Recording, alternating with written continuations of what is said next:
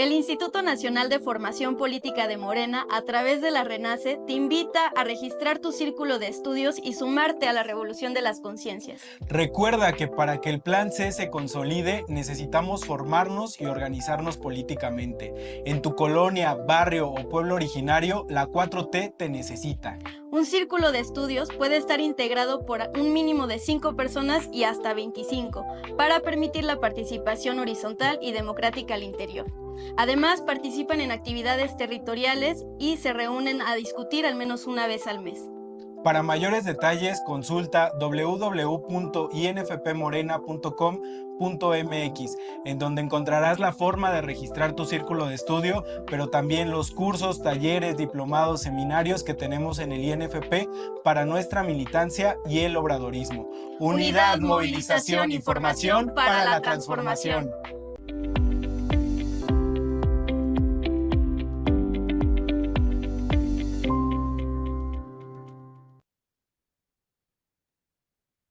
Bueno, buenas tardes, compañeras y compañeros. Sean bienvenidas y bienvenidos a una sesión más del Seminario de Marxismos Latinoamericanos y Caribeños en el que ha estado dirigiendo nuestro compañero Lautaro Rivara. Es un gusto tenerlos por acá nuevamente. Bueno, el día de hoy, como ya habrán visto en el grupo de Telegram o en el correo que les llega semanalmente, el tema de esta sesión va a ser capitalismos, colonización y modernidad. Y bueno, creo que ya desde la sesión pasada, Lautaro, se abrían algunas discusiones en torno a estos tres conceptos que hoy tratarás.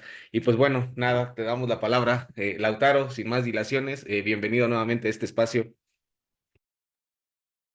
Bueno, muchas gracias, Diego, a los compañeros y compañeras siempre de el equipo del INFP, que hacen además la imprescindible parte técnica. Y bueno, buenas tardes a todas y a todos que nos acompañan de varios países de nuestra América y también probablemente de latitudes un poquito más lejanas. Voy a tratar de que me alcance la voz toda la clase. Saben que la contaminación de la Ciudad de México me afecta un poquito la garganta, así que bueno, en todo caso, ténganme paciencia que iré capaz más despacito de lo habitual. Lo decía Diego, hoy tenemos nuestra cuarta clase planificada de este seminario. Un poquito simplemente para recordarles y repasar a quienes quizás se hayan perdido alguna de las sesiones anteriores, que básicamente en este seminario propusimos hacer un bloque introductorio de características más bien históricas que llamamos trayectoria del marxismo en América Latina y el Caribe, que ocupó nuestras primeras tres sesiones, donde vimos, empezando por supuesto, el pensamiento de los marxistas clásicos europeos, cómo esas ideas fueron llegando primero en forma un poco confusa a través de la emigración y de manera oral, y después de forma un poco más organizada y sistemática a través de la fundación de los primeros partidos comunistas, de la Internacional Comunista y demás, y en nuestro último encuentro, que si alguno o alguna se lo perdió, ya está subido como todas las semanas en los canales del INFP. Trabajamos particularmente sobre el espacio Gran Caribeño, presentando al Gran Caribe como ese complejísimo y fragmentario espacio geográfico, histórico, político e intelectual, ¿no? Y con eso, insisto, cerramos esa especie de mirada muy panorámica, muy rápida, a vuelo de pájaro sobre esa primera historia nuestroamericana. Ahora, según lo prometido, y eso va a ocupar el conjunto de las próximas sesiones del seminario, vamos a trabajar ya no tanto en términos de pedazos, fragmentos de la historia de nuestro marxismo regional y continental, sino puntualmente en función de lo que fueron y son todavía debates conceptuales y problemáticas políticas en algunos casos de urgencia, ¿no? En este caso vamos a trabajar sobre un debate que quizás hoy nos pueda parecer un poco superado y perimido, pero que movilizó básicamente a la ciencia social crítica latinoamericana y caribeña y puntualmente a los marxismos como un debate muy intenso y bastante beligerante durante por lo menos 3 o 4 décadas del siglo XX. Un debate que elegimos sintetizar bajo esta pregunta, que insisto que fue muy polémica en nuestra historia del siglo pasado, de cuándo básicamente se volvió capitalista América Latina y el Caribe, cuándo nuestro continente fue de alguna forma subsumido en la lógica del capital e incorporado a lo que más adelante vamos a trabajar, que es de hecho el tema de nuestra próxima clase, con el concepto, la macrocategoría del sistema mundo. Así que bajo esa pregunta nos vamos a hacer otra igual de importante, que es cómo se vinculó en términos históricos el capitalismo como sistema económico, la colonización como forma de conquistar y dominar territorios de las periferias, y la modernidad como gran conjunto y sistema de ideas, de representaciones y de prácticas que incluyen, por supuesto, al sistema económico capitalista, pero que lo complejizan y lo exceden. Ese es más o menos, insisto, el tema de nuestra cuarta clase, y bueno, esperamos, como siempre, contar con un espacio al finalizar la clase, o por lo menos mi breve exposición introductoria, para poder conversar y discutir sobre algunas cosas que, muy bien lo indicaba Diego, ya fueron de a poquito surgiendo en los últimos encuentros, ¿sí? Hoy quisiera que trabajemos con dos grandes autores, porque quisiera que tengamos, digámoslo así, dos miradas, dos enfoques bien diferentes en términos disciplinarios, pero a la vez complementarios sobre los temas que hoy nos competen, ¿sí? Sobre este proceso de despuntar del capitalismo en América Latina y el Caribe y de construcción de una modernidad que incluye de alguna forma periférica a nuestro continente. El primer enfoque va a ser de tipo más histórico o histórico-filosófico, ¿sí? Vamos a trabajar. Espero, ojalá que hayan tenido la oportunidad, el tiempo de poder leer las lecturas que les envié por el Drive que compartimos como todas las semanas. El primer enfoque, entonces, les decía, es un enfoque filosófico que se va a basar en un texto ya me parece sumamente clásico de Enrique Dussel, compatriota de los mexicanos y mexicanas aquí presentes y compatriota también de quienes provenimos de la Argentina, un poquito más al sur. Este libro de Dussel, insisto, un libro, si me permiten decirlo, uno de los 10, 15, 20 libros que todo nuestro americano, nuestra americana que se precie debería leer alguna vez en la vida.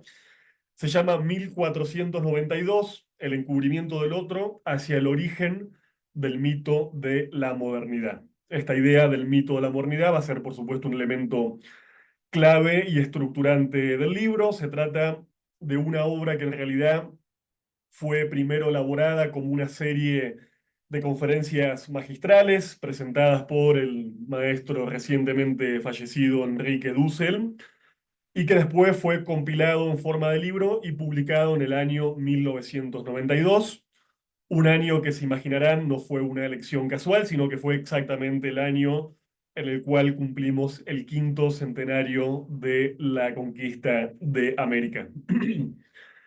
Vamos a trabajar puntualmente con apenas dos de las varias conferencias que ese libro contemplan, insisto, están ya cargadas en el Drive, que son las conferencias número 2 y la conferencia número 3, pero insisto, les recomiendo muchísimo la lectura integral de este libro, que es un absoluto clásico y me parece muy importante para en general entender la perspectiva del seminario que estamos compartiendo este semestre.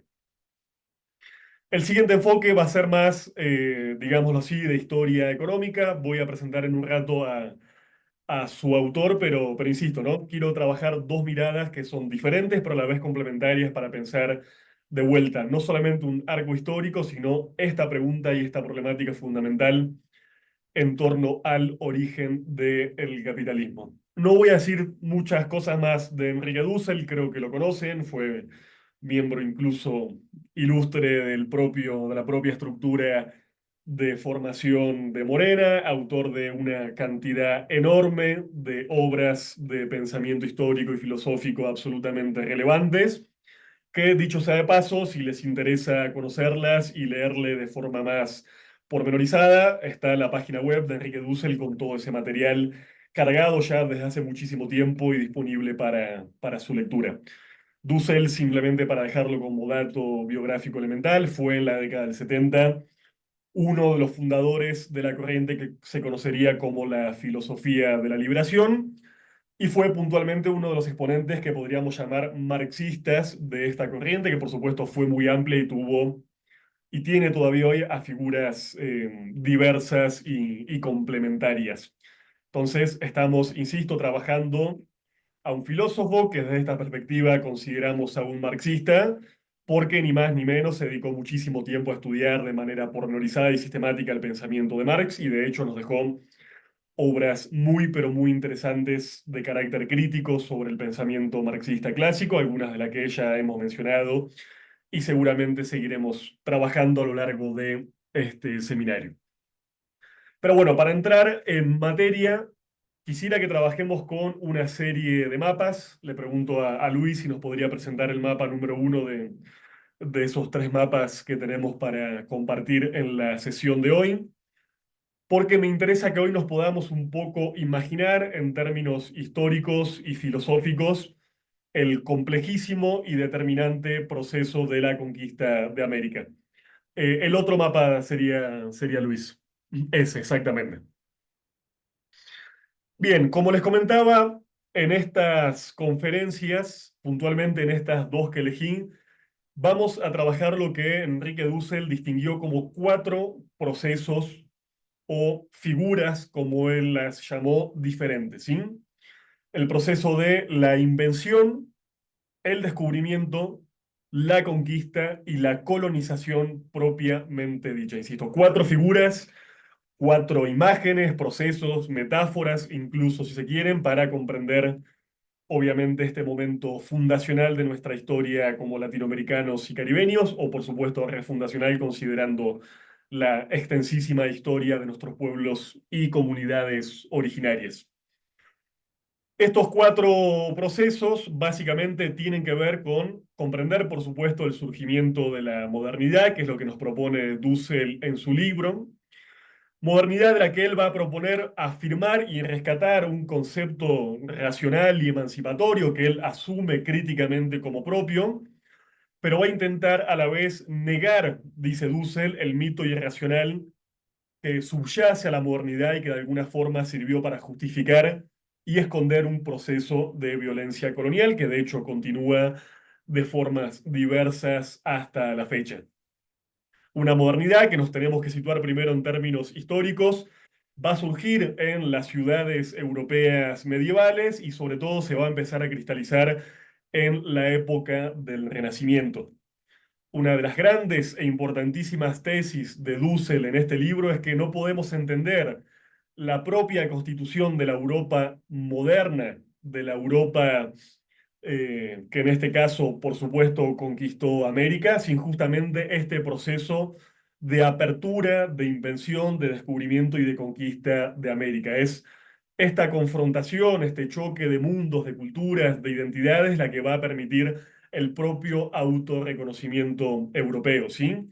Que Europa se defina como un ego conquistador, va a decir Dussel, al momento de colonizar la alteridad, primero latinoamericana y caribeña y después, por supuesto, más tarde también africana y asiática. Entonces vamos a pensar esto, insisto, a través de estas cuatro figuras que Dussel nos propone.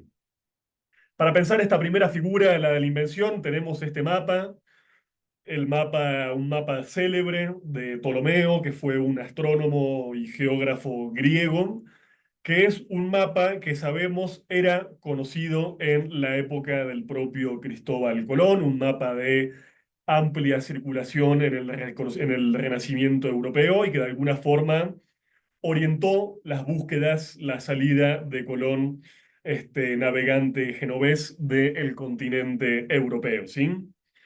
En este momento todavía Europa, como se ve claramente en el mapa, no era el centro del mundo. Lo que tenemos en este mapa, si ustedes lo pueden ver, creo que ustedes no pueden ver mi cursor, pero básicamente tenemos arriba y a la izquierda de su pantalla el espacio europeo, lo podrán ver claramente definido la Europa central, meridional, la península ibérica. Y tenemos ante todo un mapa definido por, digámoslo así, tres partes constitutivas, ¿sí? Como una especie de trípode en el cual encontramos al norte y al occidente a Europa, en el centro geográfico y simbólico del mundo al mar Mediterráneo, el viejo Mare Nostrum de los romanos.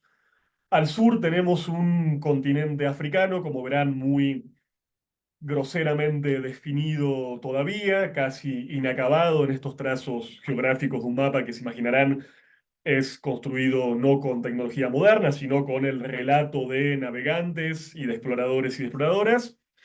Y tenemos una tercera parte que constituye este mundo, que es, por supuesto, el Asia, el epicentro de mayor nivel de desarrollo humano y civilizatorio en aquella época, espacio del que Europa era apenas una especie de periferia occidental, ¿sí? Pero un mapa, insisto, constituido ante todo por tres partes, con el centro puesto en el espacio del Mediterráneo.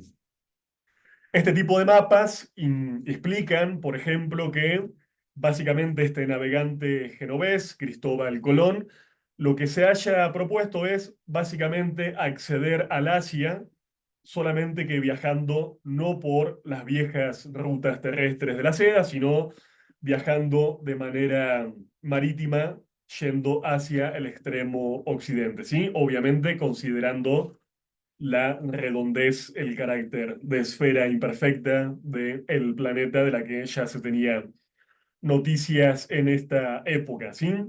Esta búsqueda de llegar al Asia por el accidente, de alguna forma, nos dice Dussel, va a ser de Cristóbal Colón el último gran mercader del Mediterráneo y el primer navegante de lo que va a ser más tarde el Atlántico moderno.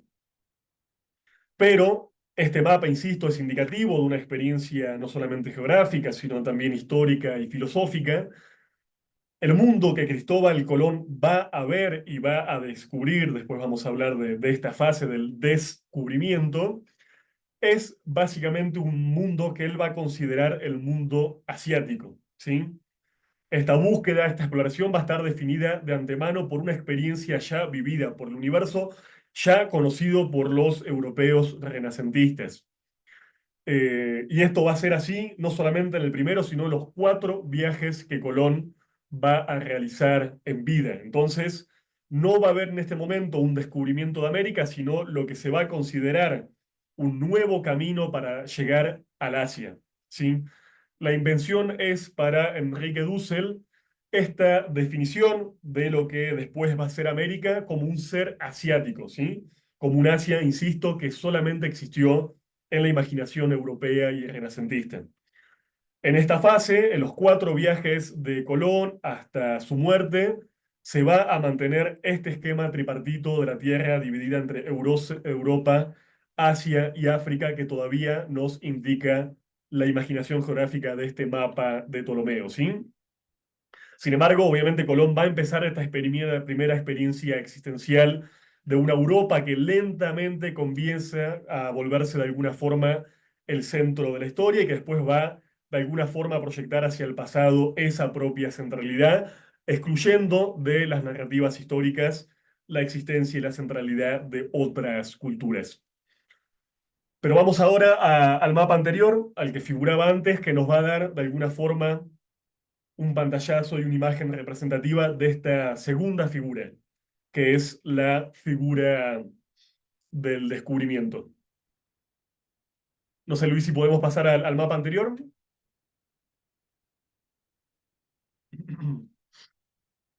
Perfecto. Este mapa, como verán, ya empieza a trastocar la idea planetaria, la idea mundial en la imaginación cartográfica. Si lo ven, a su izquierda aparece una primera representación sumamente imperfecta de América Latina y el Caribe, primero con el espacio caribeño, ya lo sabemos, los viajes de Cristóbal Colón fueron ante todo viajes al espacio de el Gran Caribe, desde su primer arribo a una de las pequeñas islas, seguramente de las actuales Islas Bahamas. Pero, insisto, va a empezar a aparecer la idea de otra masa continental, de otra masa hemisférica, que va a romper esa idea del mundo tripartito dividido entre Asia, África y América Latina, perdón, entre Asia, Europa y África. Y si lo ven, el Mediterráneo, que antes aparecía como centro de ese mundo imaginario, ahora de alguna forma va a quedar desplazado y va a empezar a cobrar mayor centralidad lo que va a ser conocido como el Océano Atlántico, ¿sí? Estos mapas, esta imaginación cartográfica expandida, tienen que ver con los viajes de otro navegante genovés, Américo Vespucci, también conocido como Américo Vespucio, que va a viajar también a nuestro hemisferio, pero esta vez bajo el comando de la corona portuguesa, y que va a empezar a descubrir, a diferencia de Colón, los territorios de la tierra firme sudamericana. Sin embargo, cuando Vespucio empieza sus viajes, también sigue considerando que lo que está visitando es una especie de cuarta península asiática, ¿sí? Pensemos en el Asia, pensemos en la península arábiga, pensemos en la península de la India y la península de la Indochina y del estrecho de Malaca. Bueno, básicamente lo que Vespucio quería confirmar es la existencia de esa cuarta península asiática, cosa que nunca va a encontrar. Y su viaje lentamente va a empezar a contradecir a todos los a prioris que la cultura mediterránea tenía sobre lo que consideraba en ese momento un espacio asiático. Va a ser, nos dice Dussel, de alguna forma Vespucio, el auténtico descubridor, en el sentido de que ya no va a inventar un nuevo espacio asiático, sino que va a tomar conciencia cabal de la existencia de un mundo nuevo. Se va a descubrir así una especie de cuarta parte de la Tierra que va a llevar a que la propia Europa se autointerprete de forma completamente diferente. Esa Europa que era provinciana, periférica y renacentista, insisto, comienza a asumirse como el centro geográfico y simbólico del planeta. Dussel nos va a decir que va a ser en este momento, en estos años formativos, que podríamos cifrar en torno al año 1502, cuando surja la modernidad, ¿sí?, como identidad europea. Y este descubrimiento, a diferencia de la invención, que era puramente, digámoslo así, puramente imaginaria, sí va a expresar una experiencia de primer conocimiento de un otro, una experiencia, nos va a decir Dussel, que es cuasi científica, estética y a la vez contemplativa, ¿sí? Donde, insisto, un otro emerge frente al ego europeo. La Tierra de alguna forma es descubierta, ¿sí? Y se termina de consolidar una primera narrativa en torno a una especie de historia mundial. Aparecen sujetos nuevos que tienen que ser, según este imperativo conquistador, tienen que ser colonizados, modernizados y civilizados. Esta es nuestra gran segunda figura, insisto, la figura del descubrimiento. Quizá podemos dejar pasar al tercer mapa, al de los viajes de Colón, simplemente ahí para dejarlo de fondos, y comentarles lo que Dussel va a considerar un tercer proceso, que es propia y específicamente el momento de la conquista. Acá, insisto, tenemos los 4 viajes históricos de Cristóbal Colón, insisto, hacia lo que hoy conocemos como la cuenca del Caribe, sobre todo los territorios isleños, por ejemplo, de la isla de Cuba, de la isla La Española, de la isla de la Trinidad, también, por supuesto, a la costa caribeña del macizo sudamericano, pero, insisto, una experiencia que hasta ese momento es casi exclusivamente gran caribeña. Cuando empieza la conquista, nos dice Dussel, se produce otro tipo de relación que ya no es ni estética ni contemplativa, sino una relación ante todo práctica, política y militar, que busca el dominio de personas que empiezan a ser definidas como indios. Esta idea de indios, por supuesto, parte del equívoco de aquel momento de la invención de haber considerado que el hemisferio nuevo era más bien una prolongación occidental del Asia, ¿sí? Y no es este el momento entonces de una teoría, sino de una práctica concreta y desnuda de la dominación que va a implicar tomar control no solamente del territorio, sino de los cuerpos de las personas de América y también, por supuesto, más tarde de los recursos naturales del continente. Si nos va a decir Dussel, la primera llegada a las islas del Caribe va a ser básicamente un periodo de matanza inorgánica, la verdadera conquista va a empezar con la lucha de los españoles contra las grandes civilizaciones que, como se imaginarán, al estar volcadas sobre el Pacífico, fueron descubiertas más tardíamente por los conquistadores. Entonces, insisto, el momento de la conquista en sí empieza con este enfrentamiento, en primer lugar con la poderosa civilización mexica, porque hasta ese momento básicamente lo que habían sido enfrentamientos menores con culturas aldeanas o seminómades y no con las grandes civilizaciones urbanas volcadas sobre el Pacífico. Y va a empezar así esta especie de cuarta figura, de cuarto momento que Enrique Dussel va a llamar la colonización del mundo de la vida. Colonización que, a diferencia de la conquista, que es un hecho ante todo político-militar, va a ser primordialmente un acontecimiento político y económico, ¿sí? América Latina y el Caribe es la primera colonia de la Europa moderna, mucho tiempo antes de que el espacio asiático o africano sea subsumido, ¿sí? Sea constituido como periferia. Es, por lo tanto, en nuestro propio continente donde va a empezar un proceso de dominio de las formas del ser, del pensar, del producir y del reproducirse del otro, del diferente, ¿sí? Y vamos a tener, por supuesto, un ciclo importantísima de explotación que va a dar lugar, e insisto que ese es tema de nuestra próxima clase, a lo que hoy consideramos y definimos como un sistema mundial o un sistema mundo. Hasta aquí entonces tenemos esta breve presentación, e insisto, estas figuras y este enfoque ante todo histórico y filosófico que Dussel nos ofrece para comprender el inicio de la conquista de América, que como vemos es un proceso mucho más complejo en el cual se solapan diferentes momentos y diferentes etapas.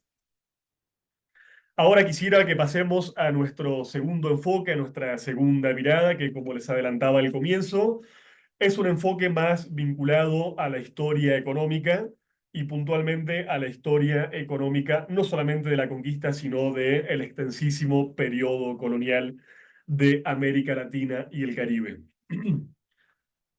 Para abordar esta parte les dejé otro texto, un texto de también, curiosamente, un intelectual que enlaza a la Argentina con México. Se trata de Sergio Bagú, un historiador que utilizó a lo largo de su carrera intelectual herramientas de la economía, de la sociología, de la demografía, exiliado de la Argentina, que residió en México y trabajó durante muchísimo tiempo en la UNAM, en el Centro de Estudios Latinoamericanos, que aportó una cuestión absolutamente pionera e importantísima. ¿Sí? Sergio Bagú, en este libro que les dejé, en este fragmento que les dejé de un libro del año 1949, escribió esta obra que se llama Economía de la Sociedad Colonial. Insisto, reparen en la época, publicado en 1949. ¿Por qué nos importa Bagú y nos importa este libro? Porque es la primera obra que de manera sistemática va a estudiar las características de la economía colonial latinoamericana y caribeña y va a refutar la idea de que la sociedad colonial latinoamericana y caribeña era una sociedad de tipo feudal o de tipo cuasi feudal, es decir, esta idea de que de alguna forma la conquista de América implicó el traspaso de instituciones y formas de producir y reproducir la vida de tipo feudal al continente americano, latinoamericano y caribeño, ¿sí? Bagú no es el único que hizo este tipo de estudios. Les dejé una serie de fuentes breves, pero representativas de otros autores que hicieron lo propio, pero más bien en décadas posteriores, ¿sí? Ya habíamos conversado un poco la clase anterior sobre el caso de Eric Williams, oriundo de Trinidad y Tobago, con su obra importantísima Capitalismo y Esclavitud del año 1944. Les dejé también una fuente breve de un intelectual brasileño, Caio Prado Jr., que estudió la formación básicamente de la sociedad colonial del Brasil en su libro Historia Económica del Brasil del año 1951. También otro pequeño fragmento de Marcelo Segal, que hizo lo propio desde Chile en el año 1953, con su libro El desarrollo del capitalismo en Chile. Y también un fragmento de el trotskista argentino Milcía Peña, que hizo lo propio en fecha bastante más tardía, en el año 1973, en su libro llamado Antes de Mayo, Formas Sociales del Trasplante Español al Nuevo Mundo, ¿sí? Todos, insisto, parte de una constelación de autores y de intelectuales marxistas que básicamente desarrollaron tesis muy parecidas a las de Bagún, pero en años posteriores, y en general centrándose más bien en el desarrollo de la economía colonial puntualmente en algunos de sus países o sus territorios. Creo que la otra gran ventaja de Bagún es que nos aporta una mirada general de todo el espacio que él va a llamar luso hispánico, es decir, de colonización portuguesa, como en el caso de Brasil, o de colonización hispana, aportando también algunos elementos menores de análisis de qué aconteció puntualmente en el universo caribeño y particularmente en las grandes y pequeñas Antillas.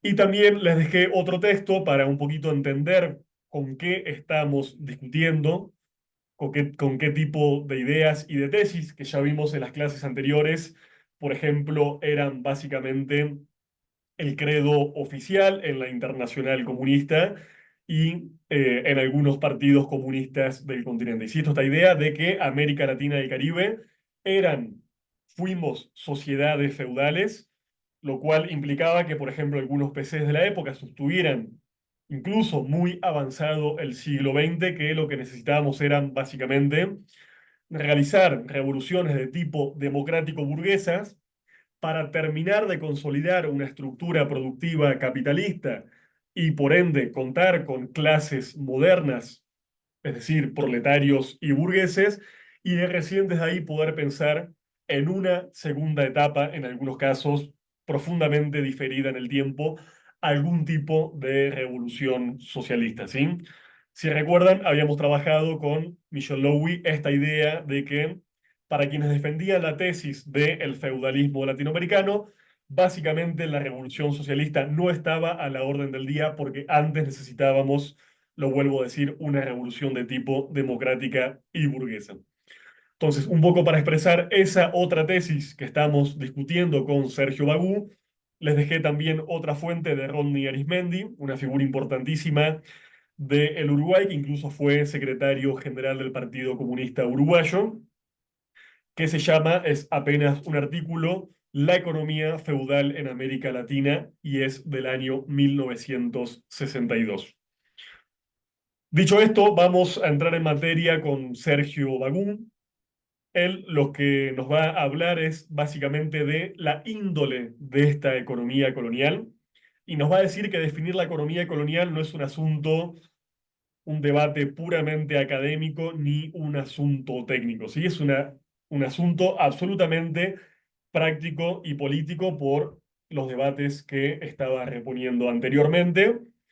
Y sobre todo si consideramos que las sociedades coloniales en América Latina y el Caribe duraron por lo menos 3 siglos, es decir, desde la conquista de América hasta, por lo menos en la mayoría de nuestros países, el ciclo de las revoluciones hispanoamericanas de independencia que van desde 1808 o 1909 hasta 1825. Entonces, es obvio y manifiesto que la sociedad colonial constituyó características profundas y duraderas de nuestra economía y de nuestras sociedades, y que por lo tanto comprender esa economía colonial es absolutamente importante, incluso en la actualidad, viviendo bajo regímenes formalmente independientes y bajo estados republicanos, ¿sí?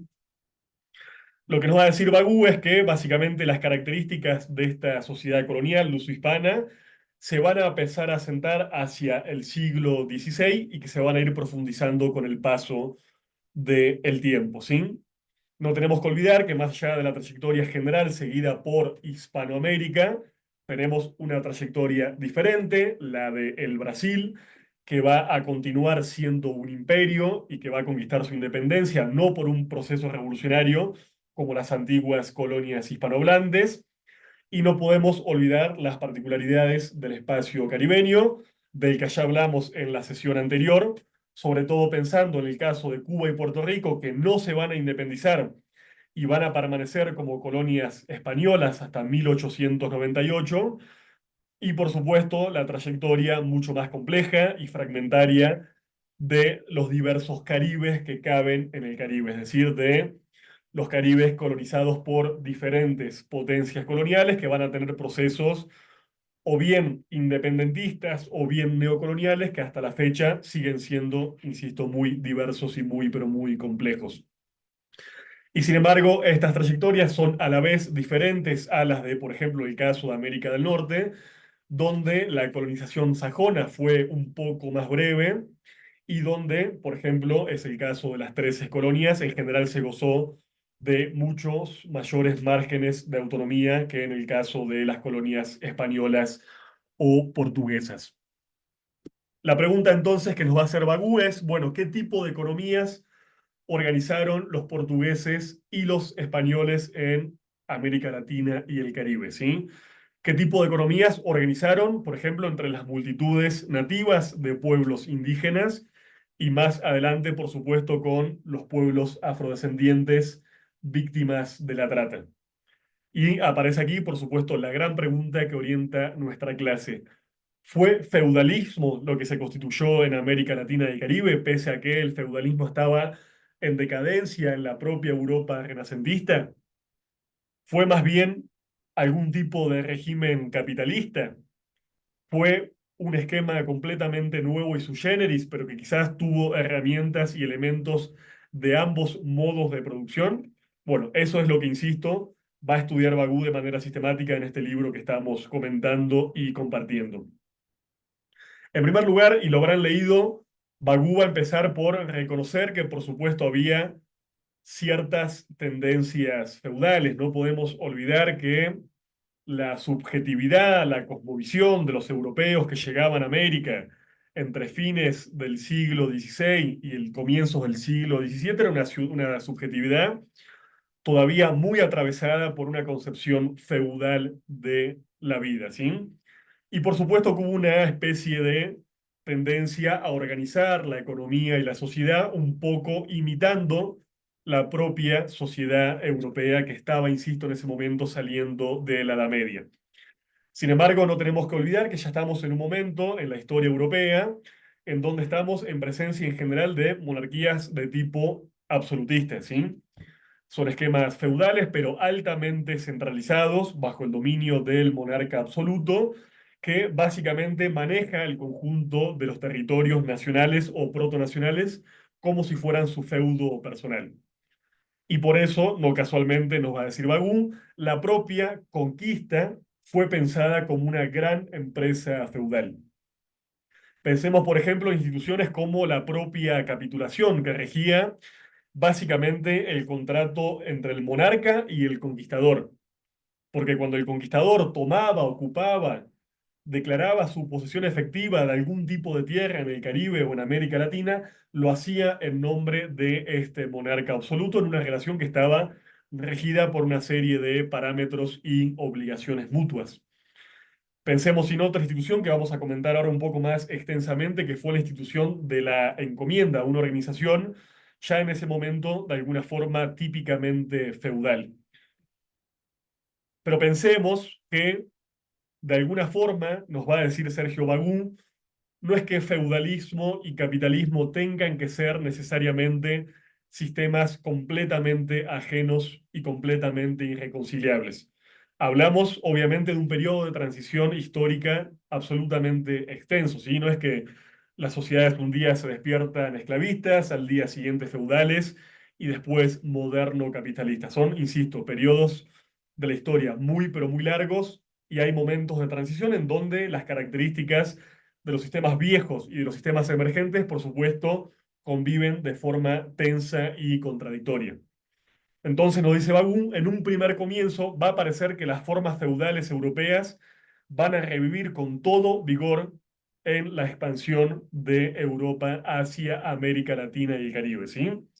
Y nos va a mencionar como, por ejemplo, estas especies de reminiscencias feudales se van a expresar claramente en la forma de apropiación de la tierra, ¿sí? La constitución de enormes formas de propiedad, enormes latifundios que de alguna forma tienden a repetir esa especie de ciclo feudal. Pero, y esto es lo más importante que va a intentar justificar Bagú a lo largo de todo el libro, lo más importante es que estas tierras van a ser descubiertas y conquistadas como un episodio más de la expansión del capitalismo comercial europeo. Lo importante no es tanto la constitución de grandes regímenes de propiedad de la tierra, sino que éstas van a ser utilizadas, primero las tierras y después sus recursos, por ejemplo, minerales, para de alguna forma fortalecer las nacientes economías metropolitanas. América Latina y el Caribe va a ser subsumida como parte de un mercado colonial global que está en periodo de constitución, lo cual va a determinar una característica de nuestras economías periféricas que va a ser clave hasta el día de hoy, que va a explicar, por ejemplo, otras vertientes del pensamiento marxista que vamos a trabajar, como la teoría de la dependencia. Es decir, la idea y la definición de que nuestras economías son fundamentalmente extrovertidas. Es decir, que fueron constituidas en función de las propias necesidades e intereses de las clases metropolitanas, ¿sí? Del centro del mundo. Entonces, insisto, más allá de analizar ciertas instituciones o reminiscencias feudales, lo clave para Bagú va a ser ese criterio. Y sin embargo, Bagú va a seguir analizando esta serie de instituciones. ¿Por qué en América Latina se constituye de forma temprana estas grandes extensiones de propiedad fundiaria? ¿Por qué se constituye el latifundio? Bueno, porque en la sociedad feudal europea la propiedad de la tierra era el gran indicador de la riqueza y del estatus social. Era con tierras que se le pagaba, por ejemplo, a conquistadores y encomenderos, o que se recompensaba, por ejemplo, a los favoritos de la colonia. Insisto, en el feudalismo, la tierra era la medida del mérito social y después va a ir adquiriendo un carácter crecientemente capitalista.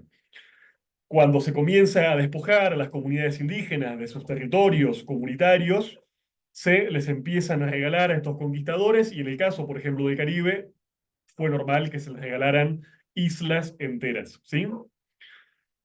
Pero la clave nos va a decir Bagú, pensando y analizando la sociedad feudal europea, era que esta sociedad europea estaba caracterizada por una serie de elementos. Primero, por una serie de relaciones serviles. Ustedes saben que en el feudalismo, básicamente, el siervo que estaba adscripto a la gleba y que se debía a su señor feudal, tenía que ofrecerle o bien tributos, ¿sí? Por ejemplo, los productos de la tierra, fruto de su propio trabajo, o bien ofrecerle su propia capacidad laboral, es decir, trabajar parte de su jornada en las tierras del señor feudal para su propia manutención. Y la otra parte de su día, trabajar para el sustento de sí mismo y de su propia familia. Es decir, que en la sociedad feudal, en la sociedad caracterizada por estas relaciones de tipo servil, el elemento básico era la autosuficiencia de la unidad feudal. Insisto, el siervo trabajaba para sí y trabajaba para el señor que vivía en el propio feudo. Y de hecho, este propio siervo tenía una serie de derechos, como el derecho de la inmovilidad. Estaba, insisto, adscripto a la gleba, estaba atado a la tierra y no podía ser echado de ella. Cuando este, por ejemplo, trabajador, no trabajador, cuando este siervo empieza a generar los primeros excedentes frutos de su trabajo y, por ejemplo, los empieza a vender en la naciente sociedad urbana, es, nos dice Bagú, un síntoma inequívoco del comienzo de la decadencia de la sociedad feudal. Pero insisto, la sociedad feudal se caracterizaba por esta estricta autosuficiencia que vamos a ver más adelante que no se caracteriza claramente por ser un elemento de la sociedad colonial en América Latina y el Caribe. Veamos ahora sí, por ejemplo, el caso de la institución de la encomienda.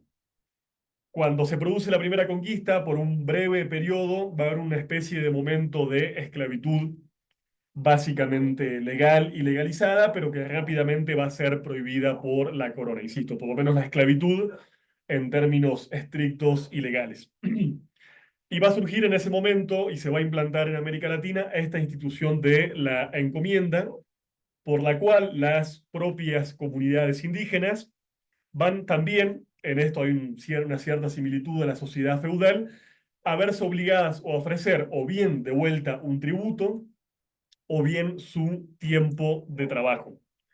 Pero ¿qué es lo que va a pasar en América Latina rápidamente? Los encomenderos van a cometer toda serie de abusos y atropellos sobre las comunidades indígenas, lo que va a llevar a que rápidamente, por ejemplo, la corona española primero y después también la corona portuguesa, obligue a los encomenderos a salir de las propias comunidades indígenas y a empezar a residir en las nacientes urbes coloniales, ¿sí? Pero en la encomienda, por ejemplo, no se empieza a verificar este tipo de autosubsistencia, de autosuficiencia propia de la sociedad feudal. El indígena empieza a trabajar en general y le empieza a pagar en tributos a el encomendero y más adelante incluso le va a empezar a pagar incluso a través de una especie de lo que Sergio Bagú va a llamar un salario bastardeado, ¿sí? O pensemos, por ejemplo, en el caso de que pasaba con los indígenas que vivían en torno a las grandes ciudades mineras que se van a empezar a generar en los lugares donde hay grandes recursos de oro y de plata. Lo que nos dice Bagú es que básicamente estos indígenas no van a ser ni siervos en el mismo sentido que encontramos o definimos un siervo en la sociedad feudal europea, ni tampoco van a ser los trabajadores libres característicos de la era industrial moderna, ¿sí? Van a ser ya una figura absolutamente novedosa, porque, insisto, las encomiendas no eran unidades económicas ni cerradas, ni tampoco autosuficientes. Obviamente, estas características que mencionábamos de la sociedad feudal llevan a establecer una serie de relaciones características entre el campo y la ciudad. En la sociedad feudal típica y clásica, la ciudad tiende a no prosperar, insisto, justamente porque el feudo es una unidad económica autosuficiente. Pero cuando se empiecen a descubrir los recursos minerales de América y se empiecen a explotar, va a empezar a pasar algo absolutamente diferente, ¿sí? Se constituyen esta serie de ciudades mineras y los señores ya no van a ser los señores feudales, sino que van a ser personas que viven de la economía, por ejemplo, de las ciudades mineras. Pensemos el caso muy emblemático de Potosí, ¿sí? Potosí fue esta gigantesca ciudad constituida en torno a básicamente los más fabulosos recursos de plata que se hayan encontrado en América Latina y el Caribe, que va a ser explotada muy, pero muy intensamente, por lo menos a lo largo de todo un siglo, causando la muerte de cientos y cientos de miles de indígenas que murieron trabajando en condiciones absolutamente peligrosas e insalubres, ¿sí? El único fin de una ciudad como la constituida en torno a Potosí era, nos dice Sergio Bagú, extraer el metal precioso para poder venderlo en Europa. La ciudad de Potosí no se parecía en nada a un feudo medieval. De hecho, la ciudad de Potosí no producía absolutamente nada. Se veía obligada a importar absolutamente todo lo que ciudadanos consumían, por ejemplo, empezando por los propios alimentos, y cómo se produce rápidamente una gran acumulación de excedentes, se van incluso a empezar a importar toda una serie de bienes de lujo. Pero, insisto, esta ciudad u otras ciudades mineras es una típica ciudad de la economía mercantil colonial de América. Es una ciudad construida para exportar, para extraer y exportar minerales y para importar todo lo que se consume. No hay ningún tipo de autosuficiencia, ¿sí? Es una ciudad que ya de alguna forma oficia de puente entre la América y la colonia europea y nos da ya algún tipo de indicador de que lo que se está constituyendo es una economía mercantil colonial global en la cual hay una división del trabajo concreta en la que en ese caso a América Latina y Caribe le toca ser primero proveedora de recursos minerales, oro y plata, Después también de otros recursos, como por ejemplo carne o cuero, como sucede en el Río de la Plata o en los llanos colombo-venezolanos, o también después, como conversamos ya un poco, productos tropicales generados en las plantaciones de la región del Gran Caribe. Lo que nos dice Sergio Bagú es que se empieza a producir de manera precoz una especie de acumulación de capital. ¿Por qué? Porque hay una mano de obra abundante, primero indígena y después afrodescendiente.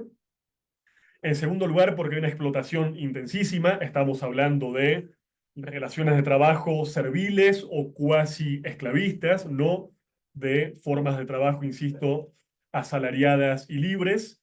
Y también porque básicamente el precio de estos productos exportables acumula enormes ganancias y capitales en las metrópolis de Europa. Pero va a haber otras formas de acumulación de capital. El propio tráfico negrero, el propio comercio triangular va a generar y va a ser motor de una fabulosa acumulación capitalista, ¿sí?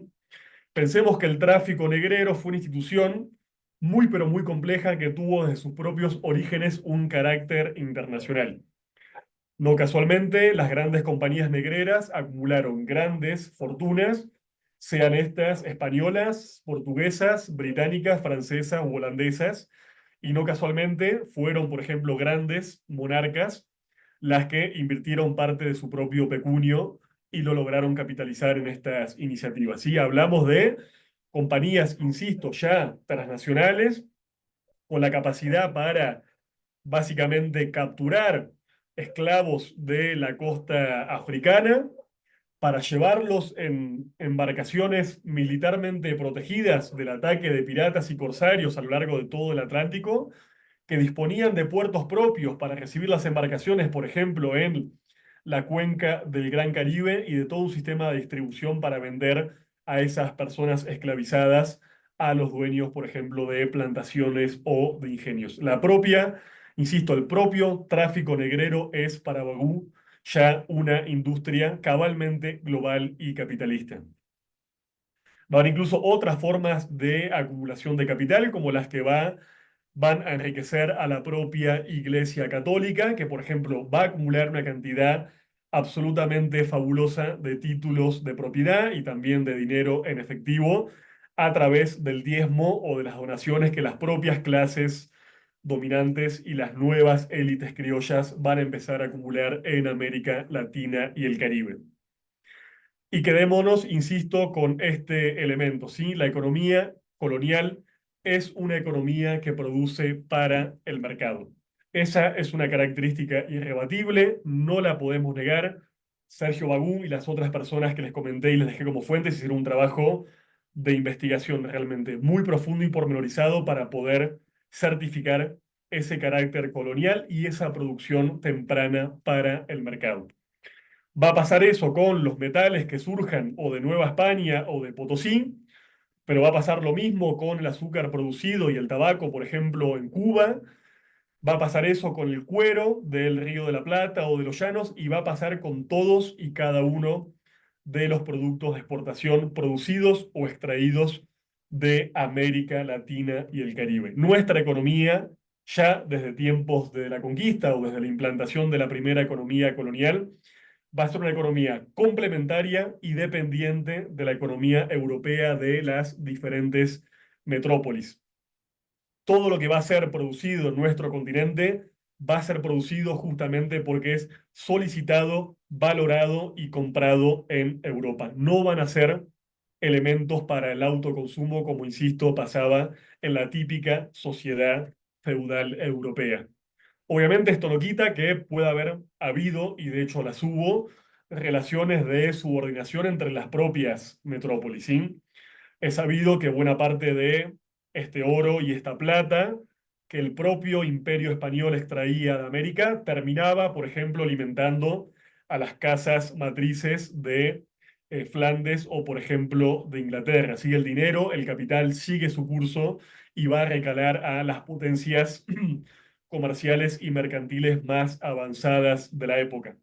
Recordemos lo que ya habíamos trabajado, invisto con Juan Bosch, esta idea de que de alguna forma España era un imperio sin imperialismo, es decir, una potencia marítima y colonial con la capacidad de conquistar y controlar militarmente una enorme extensión de territorios, pero que no por eso era una potencia económica avanzada en los términos de la época.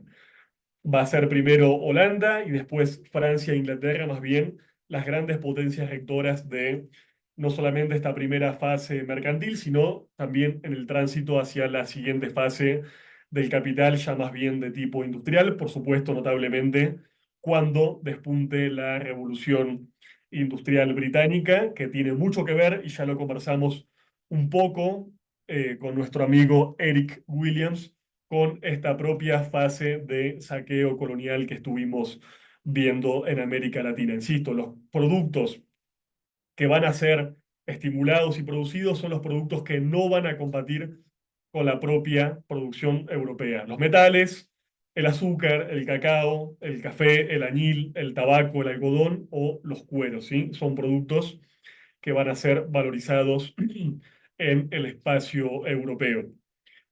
Y después también va a haber otro fenómeno sobre el que Sergio Bagú nos va a llamar la atención, que tiene que ver con el intenso comercio vía contrabando.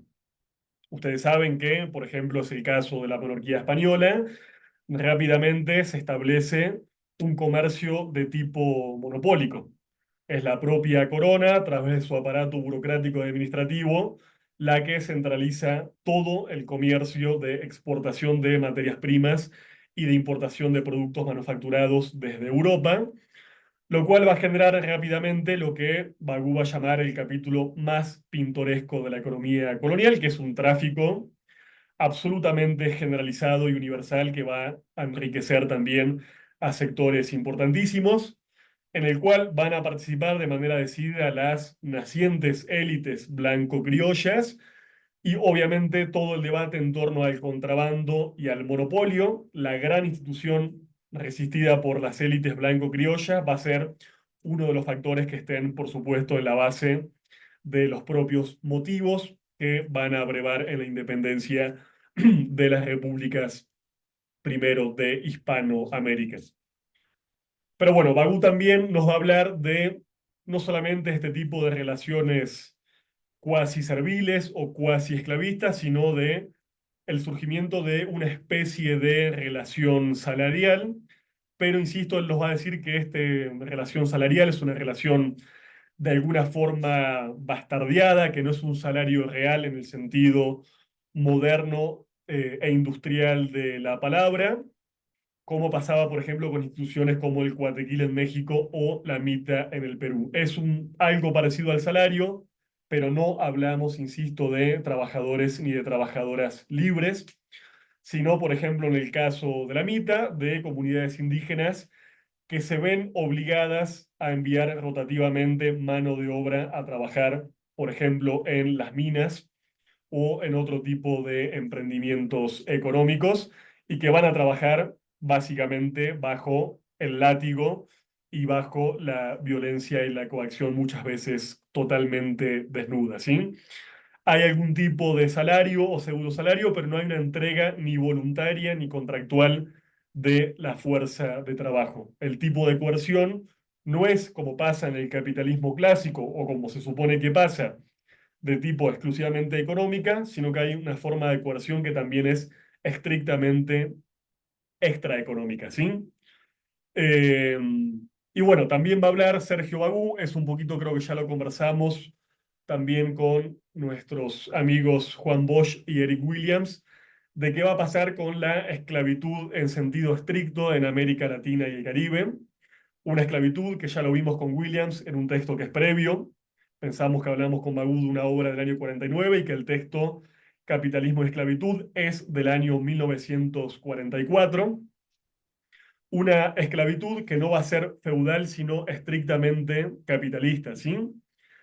Digo, aunque las formas jurídicas puedan haber sido formas jurídicas legatarias de, por ejemplo, la sociedad feudal europea, la relación real, la relación objetiva, la relación social y económica va a ser de tipo capitalista. Y esto es absolutamente importante, y este es básicamente el gran criterio de análisis marxista que nos va a ofrecer Sergio Bagú. Si ustedes ven, por ejemplo, la fuente que les envié de Rodney Arismendi, van a ver que él va a justificar que la sociedad de América Latina y el Caribe es una sociedad presuntamente feudal porque las relaciones legales, las relaciones jurídicas son de tipo feudal. Pero esto lo va a decir otra fuente importantísima que discute esta tesis, como las de, por ejemplo, Milcía de Espeña, que se las recomiendo muchísimo. Es un texto breve, muy punzante y realmente muy, pero muy lúcido.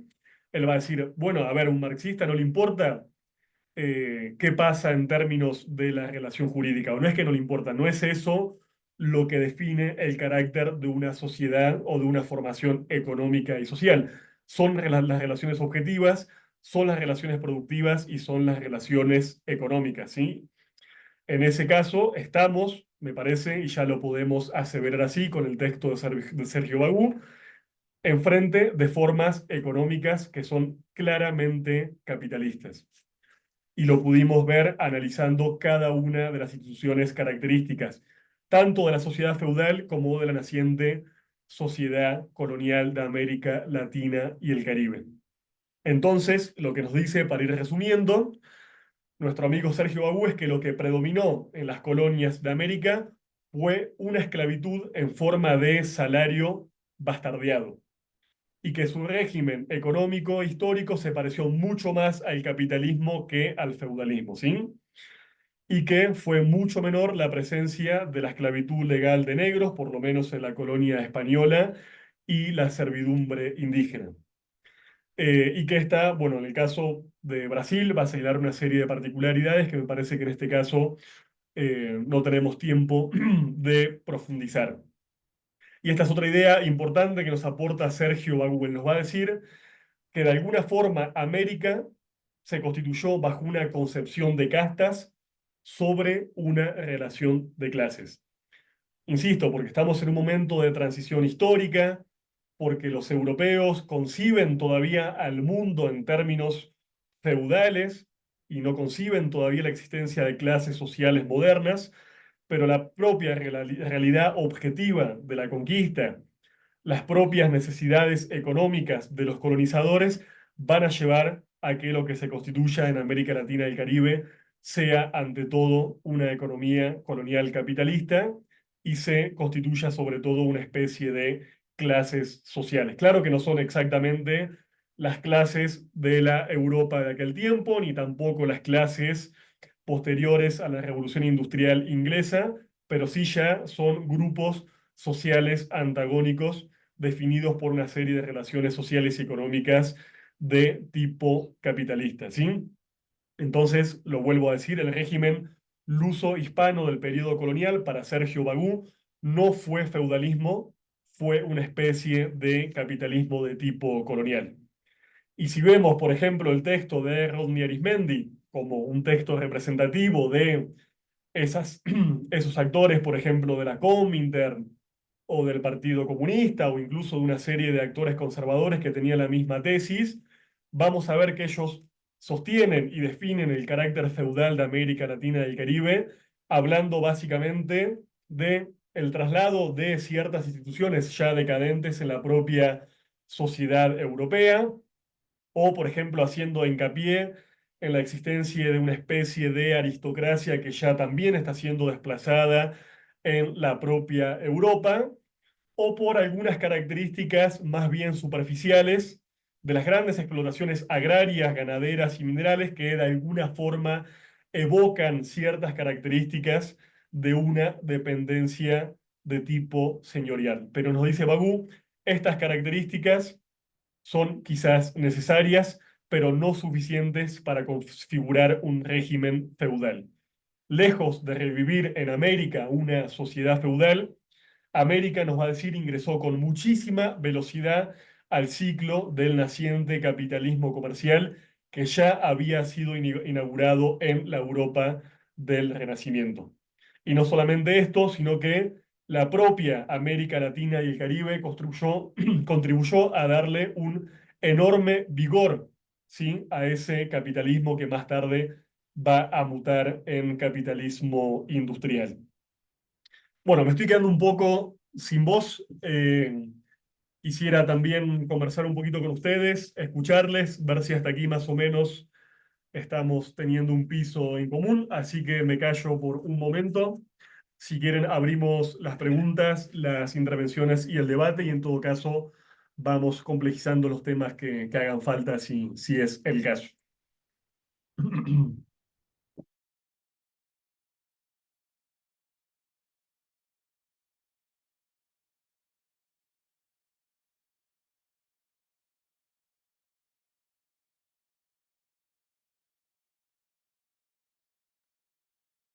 No sé si está por ahí Diego, Alina, alguno de los compas del INFP, si quieren como moderar y si hay preguntas. Sí, ya hay algunas acá en el chat, Lautaro, entonces las estoy recuperando. Perdón, perdón.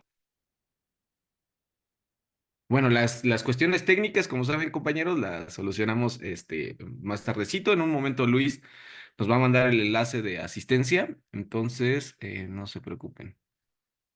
Permíteme. Bueno, creo que es la última. Es un comentario algo largo. Bueno, esta pregunta es más pequeña. Dice, el primer imperio,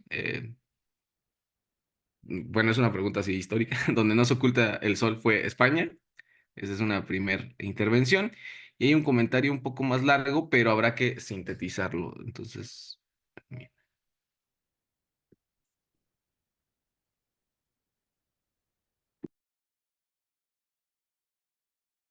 ¿quieres doy lectura, Lautaro? De Jorge Cheng, dice, en el imperio de los incas, las tierras eran comunales y las trabajaban mancomunadamente todos los súbditos del reino.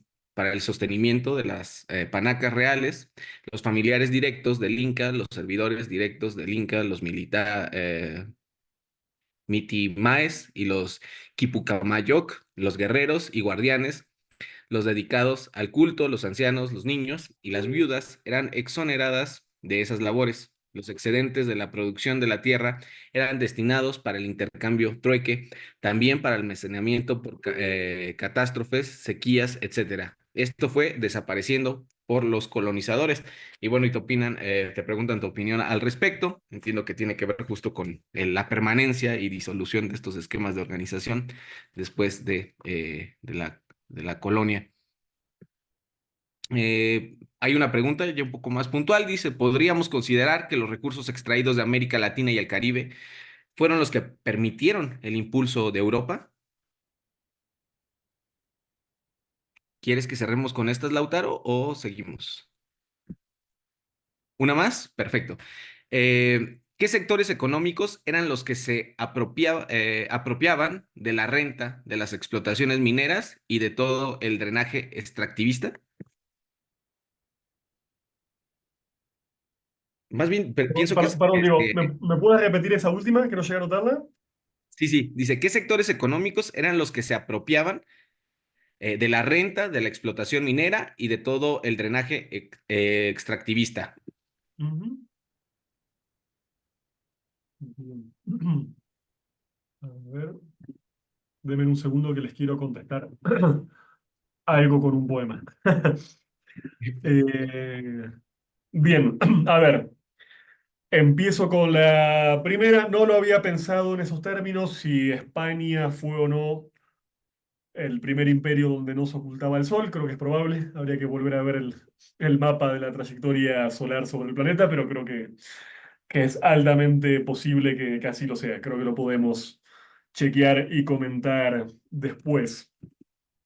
A ver, el tema de las tierras comunales es muy interesante. Les agradezco el comentario, más bien la reflexión, porque es un tema que no abordé, que va a ser después un tema de debate importantísimo para los primeros pensadores indigenistas y también para el marxismo que, como es, por ejemplo, el caso del marxismo de José Carlos Mariátegui, va a dialogar activamente con las rebeliones indígenas de las primeras décadas del siglo XX en el Perú y que se va a empezar a preguntar justamente desde un análisis situado marxista, de una formación social y económica periférica, qué lugar pueden ocupar esas formas económicas y no solamente económicas, pensemos que son ante todo formas de sociabilidad que son previas a la conquista, que vienen de las viejas culturas agrarias, por ejemplo, de la zona andina, y por supuesto de las avanzadísimas civilizaciones urbanas, como fue el caso de los incas, de los mexicas, de los mayas y tantas otras. Entonces, esa cuestión es importante y creo que me da un poco de pie para hablar de algo que quizás Baguno desarrolla puntualmente en este capítulo que les recomendé, pero que tiene que ver con que, por supuesto, a ver, lo que él discute es, ¿hay o no un trasplante de instituciones económicas y sociales feudales a América Latina y el Caribe? ¿Sí? Incluso esto es lo que Milcíades Peña, insisto, les vuelvo a recomendar esa fuente muy breve porque es muy, pero muy interesante, va a llamar la teoría del puente. ¿Qué significa la teoría del puente? Bueno, una serie de autores, por ejemplo, marxistas de la Argentina, con los que el propio Milcíades Peña está discutiendo en la década del 60, reconocían ya el carácter, digámoslo así, mercantil y capitalista de la propia empresa colonial, hecho en el que coinciden Enrique Dussel y Sergio Bagú, las dos grandes perspectivas de análisis que tenemos hoy, desde la economía o desde la filosofía. Pero hay, insisto, había en esa época autores, figuras que reconocían el carácter mercantil de la empresa, pero que decían que la colonización había establecido una especie de puente por la cual básicamente la sociedad medieval europea había caminado para injertarse o trasplantarse en el medio latinoamericano y caribeño. Entonces, la pregunta que yo les quisiera hacer, la pregunta para mí bastante objetiva, bastante marxista, es si es posible simplemente trasplantar una sociedad. Si una sociedad, si una formación social económica es una especie de injerto que yo saco de un pedazo de tierra y simplemente lo puedo plantar en otro.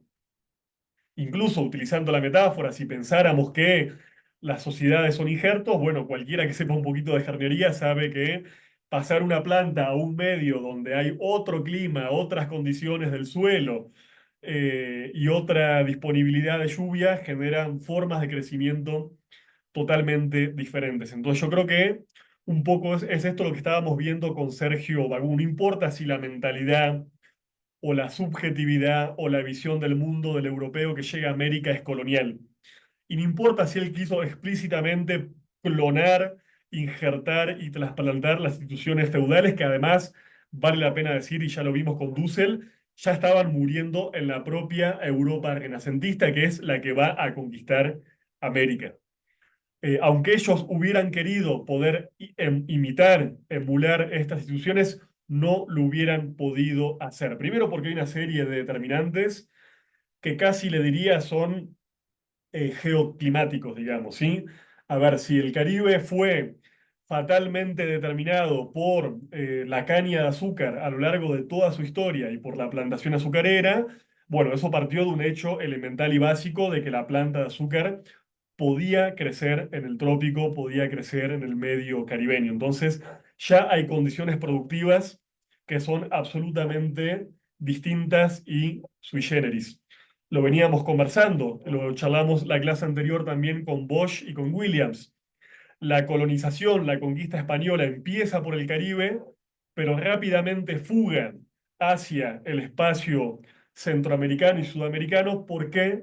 Porque se encuentra la disponibilidad de fabulosos recursos minerales que van a ser absolutamente claves para el despuntar del capitalismo mercantil en Europa. Que el mineral, que el metal sea tan importante para la subjetividad de ese europeo del siglo XVI, ya nos habla de una época de transición, ya nos habla del despuntar de un capitalismo de tipo mercantil, porque si no, para un ciudadano, un habitante, un siervo de la gleba del siglo XII, XIII o XIV, el mineral hubiera tenido una importancia muchísimo más secundaria. Incluso, si me permiten, les quería responder esto con un poema, se los traje, me olvidé de leérselos en su momento, que es un poemita de este libro que se llama El estrecho dudoso, de Ernesto Cardenal, importantísimo poeta nicaragüense, teólogo de la liberación, partícipe de la Revolución Sandinista de 1979. Insisto, déjenme leerles simplemente un pedazo para tratar de responder algunas de estas cuestiones. Dice Cardenal, o más bien dice uno de los personajes de Cardenal.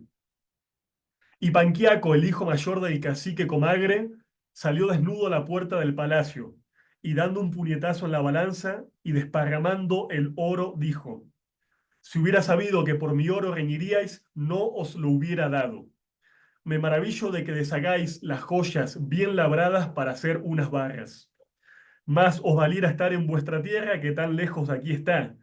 Si allí hay tan sabia y pulida gente como afirmáis, que venir a pelear aquí en la tierra ajena, donde vivimos contentos los groseros y bárbaros que llamáis.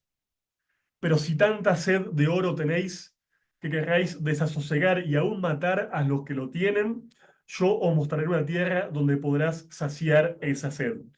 Ahí les habla de los pueblos caribeños que también persiguen y explotan el oro, y les dice que tienen artífices del oro que hacen joyas que nosotros no estimamos joyas de oro sin labrar más que si fueran una pelota de barro. ¿Qué dice acá este cacique indígena?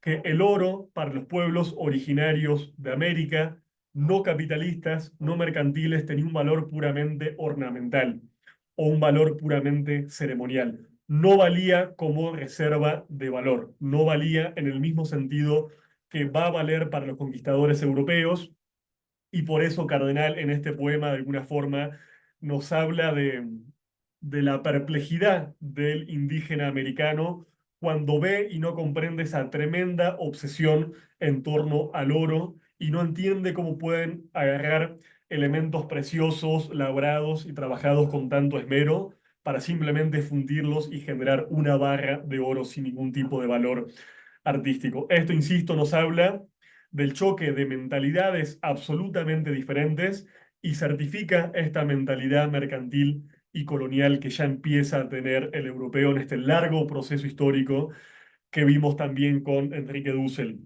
Y lo que el compañero nos decía también nos permite pensar en otro concepto que quizá vamos a trabajar después y que es muy importante, que tiene que ver ya no con el trasplante de instituciones feudales europeas o con la invención de instituciones económicas absolutamente específicas para el medio americano, sino con la subsunción de instituciones económicas y sociales que ya existían, que habían sido inventadas de forma milenaria por los propios pueblos indígenas y que van a ser aprovechadas y refuncionalizadas por el conquistador europeo. Hablamos, por ejemplo, del caso de la mita. El español no inventó la mita. La mita era un régimen de trabajo que ya, por ejemplo, el Tahuantinsuyo, los incas, utilizaban para movilizar forma de trabajo de manera coactiva cuando, por ejemplo, conquistaban algún tipo de población o territorio. Pensemos, por ejemplo, en el caso de los yanaconas, figuras vinculadas más bien a la esclavitud de tipo doméstica o figuras serviles que trabajaban al servicio doméstico del Inca o de la realeza incaica en general. Estas instituciones ya existían, son precolombinas, pero de alguna forma el español o el conquistador en general las va a tomar y las va a utilizar en provecho de su propia forma de explotación colonial y mercantil. Y en eso tienen que ver muchísimo, por supuesto, estas famosas tierras comunales, estas formas de trabajo y de sociabilidad indígenas, como fue, por ejemplo, el Ayllu en la zona indígena legataria del Tahuantinsuyo, o, por ejemplo, lo que pasó con el Calpulli en los territorios de lo que después va a ser la Nueva España. De hecho, la gran pregunta, insisto que lo vamos a trabajar con José Carlos Mariátegui, es si el Ayllu o el Calpulli pueden ser, por ejemplo, para pensar una sociedad socialista moderna, lo que los populistas rusos pensaban en torno a la comuna rural en la Rusia del siglo XIX y comienzos del siglo XX. Incluso pensemos que instituciones como el propio cacicazgo van a ser no solamente reconocidas, sino fortalecidas por la propia legislación metropolitana, por la propia legislación imperial, como una forma más o menos cómoda de controlar de manera indirecta a las poblaciones indígenas otorgando a cambio una serie de prerrogativas y privilegios, por ejemplo, a los propios caciques que van a ser, eso, reconocidos por los propios españoles. De hecho, y para cerrar esta larga respuesta, con las tierras comunitarias indígenas va a pasar una paradoja que los pueblos indígenas no dejan de denunciar hasta el día de hoy, que es el hecho de que estas tierras indígenas, comunitarias, comunales, van a ser en general bastante preservadas en tiempo de la colonia y van a ser más bien perseguidas, criminalizadas y divididas cuando lleguen las repúblicas independientes, porque la concepción ante todo liberal de las élites blanco-criollas, va a considerar que para generar algún tipo de desarrollo moderno y de tipo justamente capitalista, lo que hace falta es dividir a esas tierras comunales y hacer de las comunidades indígenas, de los sujetos indígenas, trabajadores asalariados libres que vayan a vender su fuerza de trabajo al mercado abierto, cosa que por supuesto nunca harían si tuvieran una forma de subsistencia inmediata como la propia tierra para labrar y para sobrevivir. Pero bueno, son creo debates que podemos retomar un poquito más adelante. Eh, y después nos preguntaban, bueno, si estos recursos habían tenido un impacto en el desarrollo del propio capitalismo de Europa. Y también, si me permiten, hoy estoy muy poético, les quería contestar con un poema de Juan Gelman, el poema 25, que dice así. Europa fue la cuna del capitalismo, y al niño ese en la cuna lo alimentaron con oro y plata del Perú, de México, Bolivia. Millones de indios americanos tuvieron que morir para engordar al niño, que creció vigoroso, desarrolló lenguas, artes, ciencias, modos de amar y de vivir, más dimensiones del humano. ¿Quién dijo que la cultura no tiene olor? Paso por Roma, por París, bellísimas. En Vía del Corso y Bulmish, vuelo de pronto a Taíno devorado por perros andaluces, a Orejas de Ona mutilado, Azteca deshaciéndose en el lago de Tenochtitlán, a Inca roto en Potosí, a Querandí, Araucano, Congo, Carabalí, esclavizados, masacrados. No les a viejo Europa, o les a doble humanidad, la que asesina, la que es asesinada. Pasaron siglos y la belleza de los vencidos pudre tu frente todavía. Insisto, este poema explica de manera literaria y maravillosa cómo la riqueza, como el fasto, como el progreso y el desarrollo de Europa no se puede entender sin esa especie de acumulación originaria construida primero por los recursos minerales de América, pero también por las formas de trabajo servil y semiserviles, también por la extracción de riqueza en formas de tributos obligatorios y también, como ya estuvimos conversando, por supuesto, a merced de la más trágica y funesta institución humana que fue la trata y la esclavitud. Por supuesto, insisto, hablando de vuelta del surgimiento de una economía capitalista mundializada, tenemos que extender esta división del trabajo y que aportó la primera periferia de Europa, como nos dijo Enrique Dussel, al surgimiento y el esplendor del propio capitalismo en el centro europeo.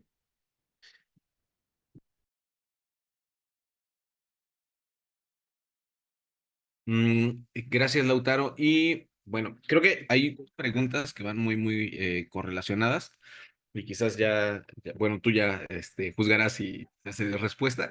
Dice, es decir, la forma económica capitalista de nuestra región nace antes del nacimiento del modo capitalista de producción en la misma Europa. Y también sobre el modo de producción nos preguntan si podríamos interpretar lo que se dio acá en nuestra América como una economía híbrida. También, y este es un caso más bien actual, cuenta el compañero Matías Maringuer, dice, a veces he llegado a pensar que la derecha chilena tiene un proyecto de corte feudalista. ¿Es posible observar nociones de feudalismo en las derechas latinoamericanas? ¿O es solo un arraigo de terratenientes, pero con estas lógicas capitalistas? Y aquí otra pregunta, dice, ¿la modernización europea se genera con su llegada a nuestra América? Entonces, ¿cuándo o qué evento sería el evento inaugural de la modernidad?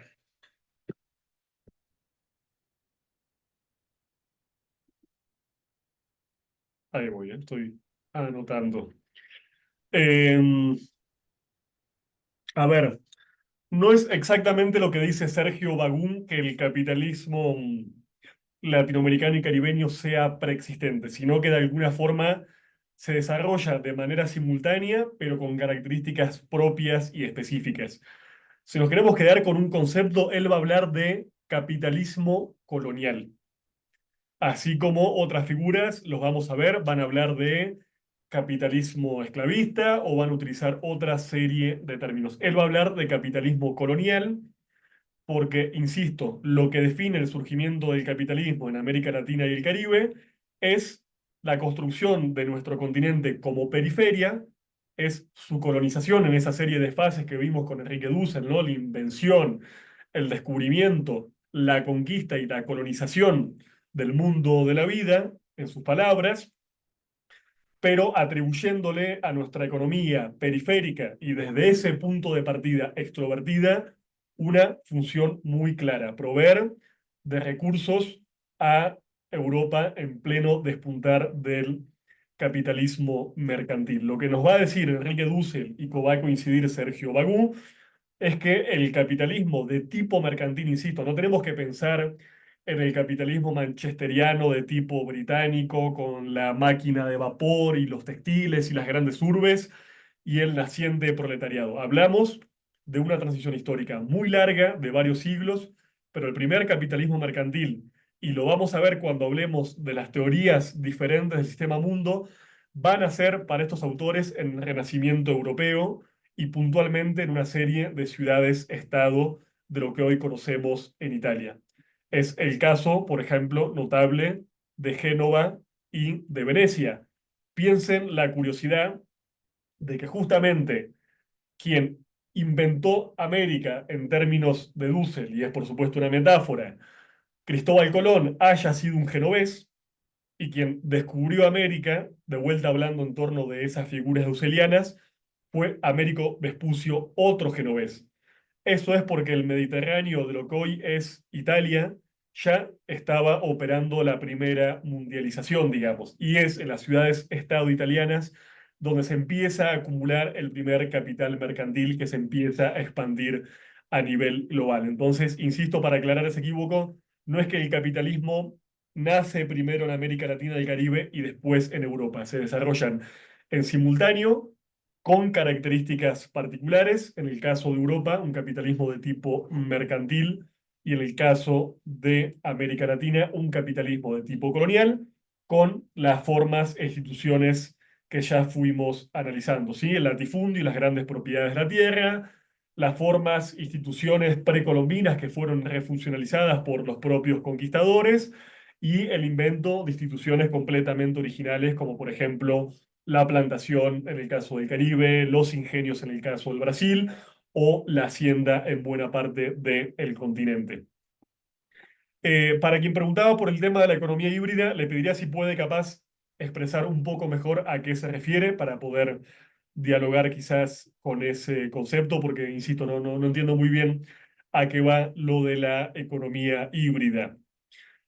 Después con el tema de las derechas chilenas y esta idea de si son derechas de tipo feudales. Yo creo que a veces tendemos a confundir cosas que son más bien descalificaciones con conceptos o herramientas analíticas en sentido estricto. Obviamente, cuando hablamos de feudal, cuando hablamos de que una sociedad es feudal, o que una persona es feudal o tiene una mentalidad feudal, estamos hablando de cosas diferentes. Uno podría decir que una persona, un representante de la derecha o hasta un sector de la clase dominante, tiene una mentalidad feudal para indicar que tiene una mentalidad retrógrada, conservadora, refractaria al cambio, o antimoderna o antiprogresista.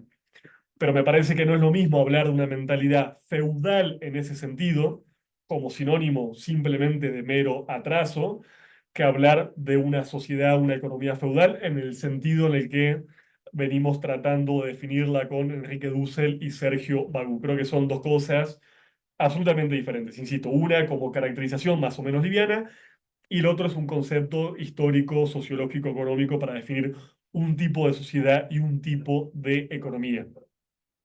Y de hecho, con esto, y aprovecho a volver a hacer esta distinción, que también ya la hacía Sergio Bagú, no tenemos que confundir, como se confundía hasta hace pocas décadas, la existencia de grandes propiedades fundiarias o de latifundios con el feudalismo. ¿Sí? Nos decía Sergio Bagú, sí, había feudalismos en América Latina, como había, perdón, había latifundio en América Latina y el Caribe, como había latifundios en el Imperio Romano o como había latifundios en otro tipo de sociedades absolutamente divergentes a la que estamos estudiando. La existencia de grandes propiedades extensas concentradas en pocas manos o, por ejemplo, de tipo fundamentalmente improductivo, es una sociedad, es una característica sostenida en muchos casos de nuestras sociedades, sigue siendo una característica que define, por ejemplo, una sociedad tan moderna y capitalista como la colombiana de hoy en día. Entonces, no podemos, insisto, confundir o pensar que el mero latifundio alcanza para describir a una sociedad como feudal. Eh,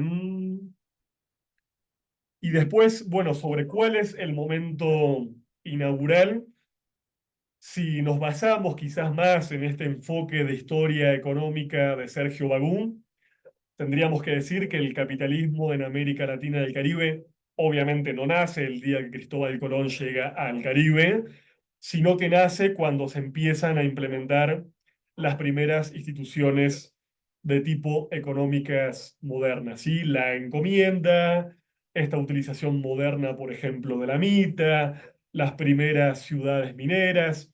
Diríamos más bien, creo, para ser justos con Sergio Bagú, que el capitalismo se empieza a conformar en torno a mediados del siglo XVI, por ejemplo, casualmente cuando se descubre Potosí o estas instituciones sui generis se empiezan a generalizar. Los primeros años, diríamos con Enrique Dussel, son más bien de descubrimiento y de colonización en un sentido más bien político y militar. Pero el despliegue del capitalismo, de sus primeras instituciones económicas, se van a dar más bien hacia mediados del siglo XIX. Y si hablamos de la modernidad en un sentido más amplio, como constelación de ideas, como civilización, como forma de representar al mundo, bueno, Dussel nos hablaba de tomar, por ejemplo, como punto de partida a los viajes de Américo Vespucio en los primeros años del siglo XVI, cuando, insisto, como nos comentaba Dussel, se va a empezar a tomar conciencia desde Europa de que existe otra masa continental que no es el Asia, lo que va a configurar una visión de mundo completamente diferente que va a ser en este caso cuatripartita, incorporando a África, Asia, Europa y ahora también a las Indias occidentales como fueron conocidas en esa época. Perfecto. Gracias, Lautaro. Pregunta la compañera Maya, teniendo en cuenta el sincretismo, la influencia de la colonización sobre los pueblos indígenas, ¿hasta qué punto podemos hablar de la identidad latinoamericana, si es que toda nuestra historia estuviera atravesada por lo colonial? El compañero Juan José también nos hacía un comentario que pasó por alto, lo leo ahora. Bueno, refiriéndose a Rodolfo Puigros, dice que él caracteriza como feudal nuestro sistema en comparación con el de América del Norte, que según él es capitalista desde el inicio. Bueno, ¿qué opinión te merece este planteamiento? Y volvemos a las preguntas. Están acá. Dice, la formación de un imperialismo global empezó con España y nos subsumió en un modelo civilizatorio global en vez de imperios regionales. Sería esta la diferencia. Y Camilo Ochoa nos pregunta también, hay varios autores que no coinciden con la idea expuesta del capitalismo colonial. Es más, argumentan que la acumulación originaria es propia de mediados del siglo XIX. ¿Qué opinas? ¿Una pregunta más, Lautaro, o con estas? Como tú. ¿Otra? Perfecto. Eh, Eh, Dale, dale, Francisco, una más, una más. vale. Carlos Rascón nos pregunta, dice, a mí me interesa saber qué tan conscientes consideras que son los mismos europeos de todos estos siglos de extractivismo y saqueo y cuándo sabremos que esa deuda ha quedado saldada. Muy bien, muy buenas preguntas como siempre, compañeros y compañeras. A ver, el tema del sincretismo es un concepto entre tantos otros de los que en la larga historia del pensamiento crítico latinoamericano y caribeño han intentado definir nuestra mezcla, por así decirlo, ¿sí? Obviamente no es el único, hay autoras y autores que han hablado de miscigenación, hay otras que, como el cubano Ortiz, han hablado de transculturación, en el Caribe se habla mucho, por ejemplo, de creolidad, criollización o incluso de cimarronaje cultural. En el caso del pensamiento indigenista en México y el Perú, se habló, por supuesto, muchísimo tiempo de mestizaje en un sentido más bien racial y biológico. Y podríamos, insisto, sumar 10 o quizás 20 contextos más para definir el carácter peculiar de la cultura latinoamericana y caribeña. Yo creo que, y esto ya es una opinión muy personal, y nos estamos alejando bastante de Sergio Bagú y de Enrique Dussel, tenemos hoy que partir de definir a nuestra identidad latinoamericana y caribeña justamente por esa diversidad y esa mezcla.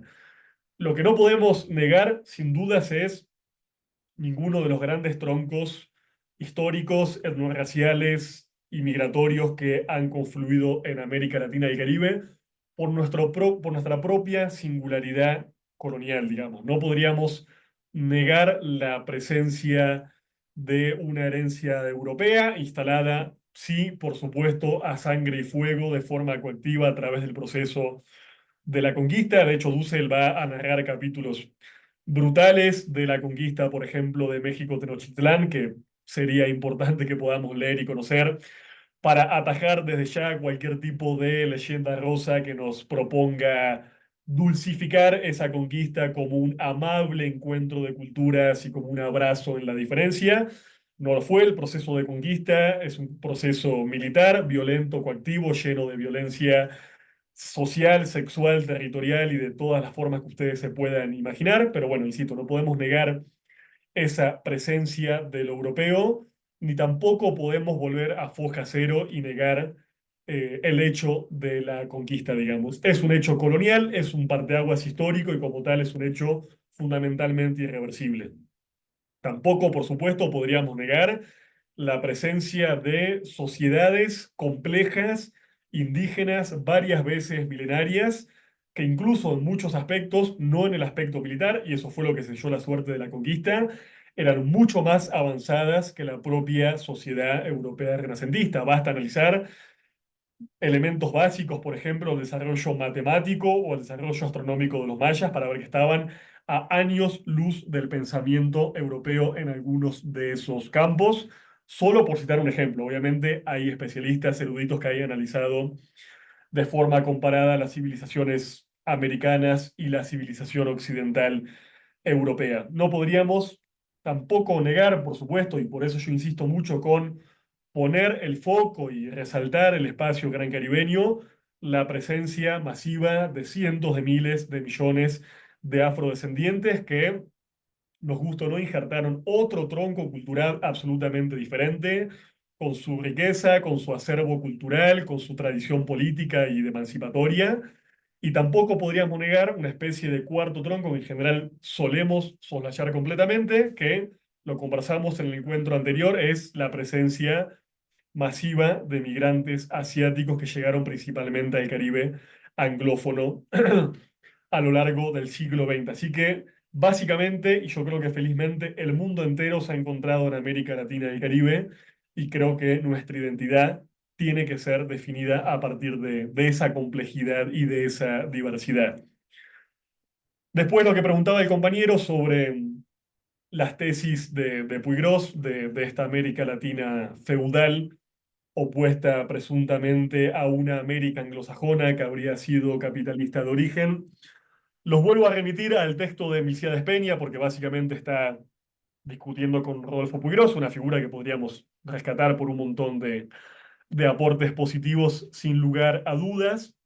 Pero insisto, lo que le dice Milcíades Peña a Puigros es que él está cayendo en un esquema de alguna forma muy formalista, ¿sí? Déjeme simplemente leerles este breve fragmento porque me parece bastante revelador. Dice Peña, nuevamente se tropieza aquí, Puigros en su tesis, con el pensamiento esquemático y formal que tantos errores originan en el proceso del conocimiento. España era feudal, luego su colonización fue feudal. Perfecta deducción formal y perfecto error. Los españoles llegados a América encontraron una realidad nueva, inexistente en España. Y el resultado fue que, aun cuando subjetivamente quisieran reproducir la estructura de la sociedad española, objetivamente construyeron algo muy distinto. La España feudal levantó en América una sociedad básicamente capitalista, un capitalismo colonial bien entendido, del mismo modo que a la inversa, en la época del imperialismo, el capital financiero edifica en sus colonias estructuras capitalistas recubiertas de reminiscencias feudales y esclavistas. Este es precisamente el carácter combinado del desarrollo histórico. El pensamiento formal no acepta eso y por eso en general no capta absolutamente nada de lo esencial. Insisto, creo que esta mirada, este clivaje de Peña es interesante porque remite a elementos categoriales y enfoques muy característicos del marxismo que discuten los elementos formales, las estructuras puramente ideológicas y subjetivas para poner el foco en las relaciones sociales y económicas de producción en este caso. Así que yo creo que esa respuesta a Puigros ya la ha dado Milcíades Peña hace 60 o 70 años, así que podemos de alguna forma quedar en paz con ellos dos. Y después, sobre la pregunta del primer imperialismo, ya lo dijimos con Dussel, efectivamente el español es el primer imperialismo de tipo moderno. Esto no niega que haya habido procesos larguísimos en la historia de la humanidad, de conquista, de sometimiento, de dominación de un pueblo sobre el otro. Pero cuando hablamos de un imperialismo de tipo moderno, estamos hablando de un proceso que, no me quiero adelantar, es el tema de la próxima clase. Lo vamos a trabajar a través de dos figuras. Primero, a través de un texto absolutamente clásico, como el de Vladimir Ilich Lenin, El imperialismo fase superior del capitalismo, y lo vamos a criticar y discutir en base a otro texto mucho menos conocido de nuestro amigo Oliver Cox, trinitense estadounidense, que escribió un libro muy interesante que les voy a dar para leer, que se llama El capitalismo como sistema, justamente rebatiendo o discutiendo más bien estas ideas de Lenin y hablando de que el imperialismo no es un proceso tardío que va a surgir a lo largo del siglo XIX en Europa, sino que el propio capitalismo, así como de sus orígenes es un capitalismo colonial, también va a ser en América Latina y el Caribe un capitalismo de tipo imperial.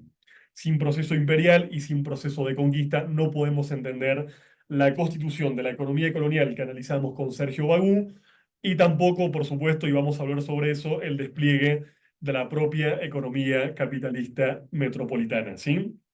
Insisto, creo que la próxima clase con Oliver Cox, que no solamente estudió el despliegue del imperialismo, sino también puntualmente el despliegue del capitalismo desde las propias ciudades-estado italianas que les comentaba hace un rato, vamos a un poco a saldar ese debate que es exactamente su debate, lo que Oliver Cox va a tratar de refutar, y yo creo que va a lograr refutar a través de no uno ni dos, sino tres libros bastante grandecitos y sistemáticos, escritos a lo largo de 20 años, es esta tesis de que supuestamente el capitalismo se desarrolló a lo largo del siglo XVIII y también el imperialismo, ¿sí? Y después la última pregunta, me parece una pregunta tan interesante como difícil de responder, esta idea de, bueno, ¿qué tipo de conciencia tienen los europeos sobre esta historia colonial, sobre esta historia de conquista? No sé si hay europeos y europeas presentes que lo puedan responder, pero creo que es una conciencia compleja y ambivalente que creo que tiende a desplegarse y a hacerse más fuerte con el paso de los años y obviamente depende de que, con qué europeo europea estamos hablando. Quiero pensar que nuestros compañeros y compañeras progresistas y izquierdas son mucho más sensibles y receptivos a entender y criticar la propia historia de colonización y despojo que está detrás del propio surgimiento de Europa, cuando sin duda tenemos hoy derechas y ultraderechas europeas que están no solamente negando la dimensión violenta coactiva de la conquista, sino básicamente proponiendo recrear una especie de iberosfera, reviviendo a Hernán Cortés y a tantas figuras, con una nostalgia colonial absolutamente desembosada. Así que no podemos simplificar en este caso. No hay una forma de ser europeo, no hay una forma de ser europea. Creo que es, insisto, una conciencia compleja y contradictoria, pero si algún compañero del mal llamado viejo continente nos quiere dar su testimonio, por supuesto que lo escucharemos con suma atención.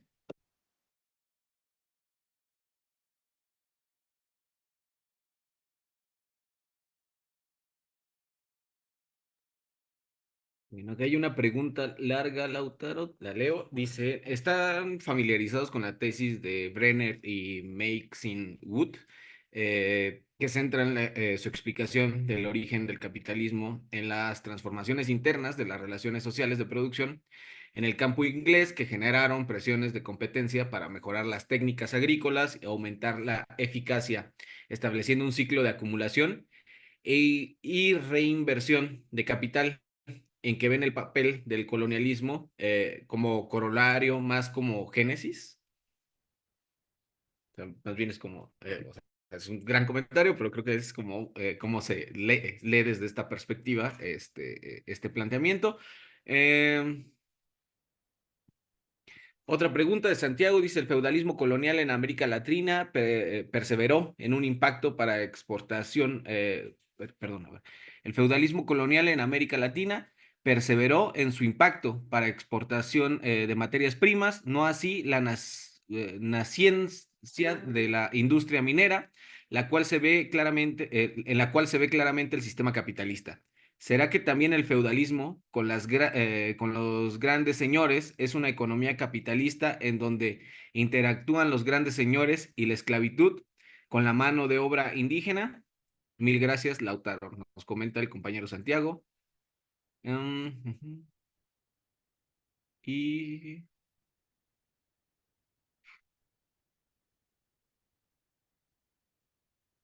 ¿existió algún tipo de resistencia por parte de las comunidades nativas que diera algún fruto, aunque fuera temporalmente?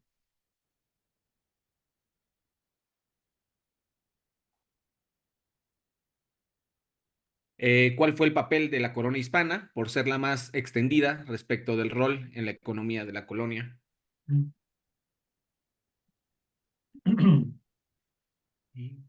Y- Bueno, si les parece, vamos cerrando con esta, que ya estamos cerca de nuestras 2 horitas y en serio me estoy quedando sin voz. No estoy familiarizado con esa tesis en particular, pero por lo que entiendo, más allá del modus operandi, está centrando en el espacio geográfico británico y en el tiempo europeo del siglo XIX, el origen del capitalismo, algo no muy diferente a lo que hicieron los economistas clásicos y, por supuesto, la crítica a la economía clásica desarrollada por Marx y Engels. En ese sentido, calculo que es una tesis contemporánea, más compleja, más sofisticada, con otro tipo de evidencia empírica. No me parece novedosa como enfoque, insisto, sin conocerla en detalle. Lo que tenemos que entender acá, me parece que está en el corazón del planteo de Bagú, de Dussel, lo vamos a ver con Cox y con tantas otras figuras, es que el capitalismo es un sistema desplegado a lo largo del siglo que reconoce fases absolutamente diferentes. Hoy nadie podría negar que el capitalismo atravesó por subetapas o fases que son muy difíciles de reconocer entre sí. A ver, nadie podría decir que el capitalismo transnacional, financiarizado de la década del 70 o más bien del mundo unipolar pasada la década del 90 es igual al capitalismo industrial británico manchesteriano del siglo XIX. Son dos fases del capital con actores, con formas de acumulación, con relaciones de propiedad, con relaciones jurídicas completamente diferentes. Creo que en eso nos podemos poner de acuerdo. Incluso también podríamos decir que el capital típicamente monopolista no fue igual al industrial y tampoco fue igual al posterior capital financiarizado. Entonces, bajo ese esquema macrohistórico que reconoce etapas diferentes, lo que los autores marxistas que estamos viendo van a analizar, insisto, y esta es la gran tesis, es que el primer capitalismo de tipo mercantil, mercantil simple, no industrial todavía, se va a desarrollar en las ciudades, estados italianas en torno al siglo XV, siglo XVI, siglo XVII. Insisto que es una tesis que vamos a profundizar con Oliver Cox, que trabajó lo que él llamó como primer gran teórico, bueno, él no lo llamó exactamente así, pero lo que hoy conocemos como las transiciones hegemónicas. Básicamente la tesis pionera de Cox y hoy reconocida por una gran cantidad de analistas como Samir Omin, Giovanni Righi y tantos otros, es que cada fase del capital fue comandada por una potencia rectora diferente que comandó el proceso de reproducción capitalista y que en general tendió a desarrollar políticas imperiales o protoimperiales.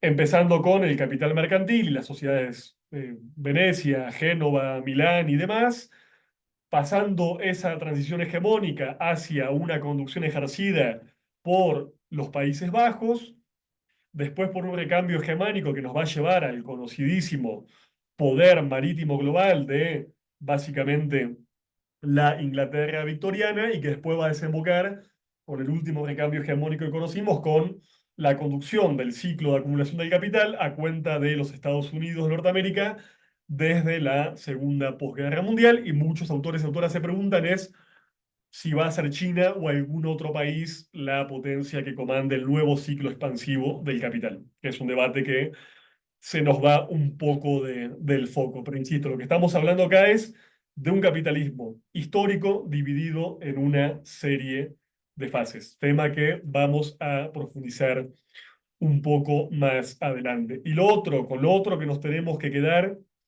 es que, insisto, cuando hablamos de capital no hablamos de la fábrica inglesa, no hablamos de la famosa película de Chaplin ajustando tuercas en la cadena fordista de producción.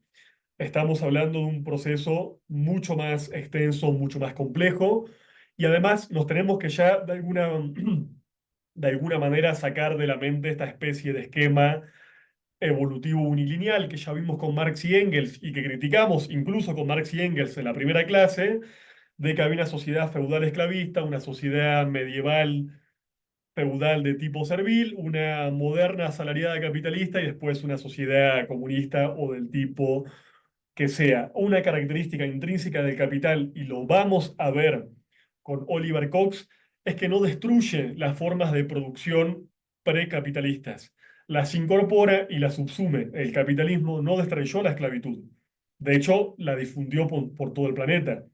No destruyó necesariamente las formas de producción indígenas precolombinas, las subsumió para utilizarlas, por ejemplo, en la extracción de minerales como la plata de Bolivia o el oro de México. Entonces, ni el latifundio, ni las formas de trabajo serviles, ni la esclavitud nos indican que estamos en presencia de una sociedad precapitalista. El capitalismo, insisto, subsume, incorpora esas formas de trabajo para la propia reproducción ampliada del capital, pero insisto, ya estamos entrando muchísimo en temas de la próxima clase, así que si les parece, vamos cortando por acá. Les voy a mandar, como siempre, las lecturas del caso. Y bueno, insisto, tratemos de leer, por favor, el texto de Lenin. Seguramente muchísimos y muchísimas de ustedes ya le conocerán, así que si ya le conocen, pongámosles particular atención al texto de Oliver Cox, que creo que puede ser un aporte y una novedad clave para pensar y seguir con estos debates en nuestro próximo encuentro. Así que por mi parte, dejo por acá, ya con poquita voz, y de vuelta muy agradecido con ustedes por su presencia y con los compas del INFP por hacer este encuentro posible. Gracias, Lautaro, nuevamente por una sesión más. Compañeros, veo que hay algunas dudas sobre el tema de la asistencia. Ya se mandó el enlace por acá por ello.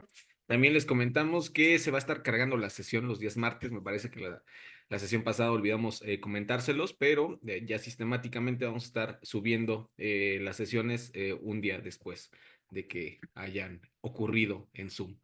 Entonces, pues no añadiría nada más. Muchas gracias, Lautaro, nuevamente por estar acá con nosotros y pues nos vemos la próxima semana en el mismo horario, con el mismo link de Zoom, para que no haya ninguna duda. Muy bien, gracias a todos y a todas. Hasta el lunes. Hasta luego. El Instituto Nacional de Formación Política de Morena, a través de la RENACE, te invita a registrar tu círculo de estudios y sumarte a la revolución de las conciencias. Recuerda que para que el Plan C se consolide, necesitamos formarnos y organizarnos políticamente. En tu colonia, barrio o pueblo originario, la 4T te necesita. Un círculo de estudios puede estar integrado por un mínimo de 5 personas y hasta 25, para permitir la participación horizontal y democrática al interior. Además, participan en actividades territoriales y se reúnen a discutir al menos una vez al mes. Para mayores detalles, consulta www.infpmorena.com.mx, en donde encontrarás la forma de registrar tu círculo de estudio, pero también los cursos, talleres, diplomados, seminarios que tenemos en el INFP para nuestra militancia y el obradorismo. Unidad, movilización y formación para la transformación.